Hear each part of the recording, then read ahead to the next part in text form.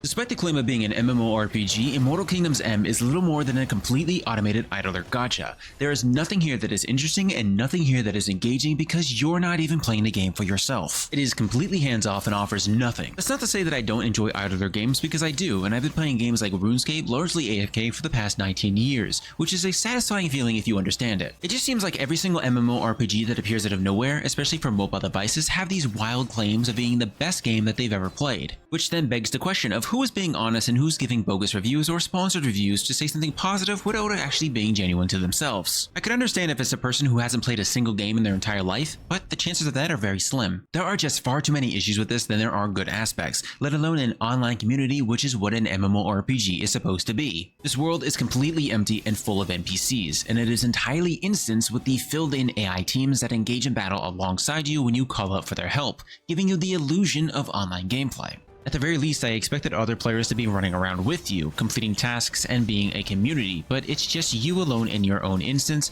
phasing in and out of combat spontaneously, completing missions and fights automatically with no work on your part. While the game did have a decent character customization, the truth is once you jump into the game, it is immediately set to auto quest and auto fight mode. Sure, you could control your character yourself, but there isn't really a decent minimap or directional aid to where you need to go, so it's not designed to be played by an actual player, besides maybe killing monsters, which the automated system does way more effectively than you ever can. There really are just too many issues that make this boring to watch. There just never is any form of challenge here that requires you to take control because you're almost impervious to damage, even if you are 200 levels below the boss. Sure, it'll take a very long time to eventually die, but the reality remains the same, that the majority of the gameplay here poses no threat to you or the AI, so long as you are equipping new items, upgrading, and getting more of the different glyphs, creatures, effects, and more with the overwhelming amount of UI that just continues to build up and clutter the screen to the point of it being pointless to even manually play anymore. Suddenly you'll have 18 different menus, all with their own indicators sprawled across the screen telling you that you've just received something new, only for it to be something pointless or for you to purchase just like any other cash grab mobile MMORPG that you see out there. I can tell you that you're genuinely not going to find anything really worth your time here. As somebody who has spent over 100,000 hours inside of MMORPGs such as Terra, RuneScape, Guild Wars 2, Path of Exiles, World of Warcraft, Final Fantasy, and many other classics like MapleStory, Eden Eternal, Elsword, and even FlyFF, the vast majority of mobile MMORPGs these days will always be vastly inferior to anything now available for the most basic PC device. So there really isn't any reason for you to subject yourself to such torture by playing these types of mobile games because they're not worth your time at all. I really don't think that MMORPGs should be 100% automated, because then what's the point in having a player? But if you are still interested, don't say I didn't honestly warn you about what you're getting yourself into.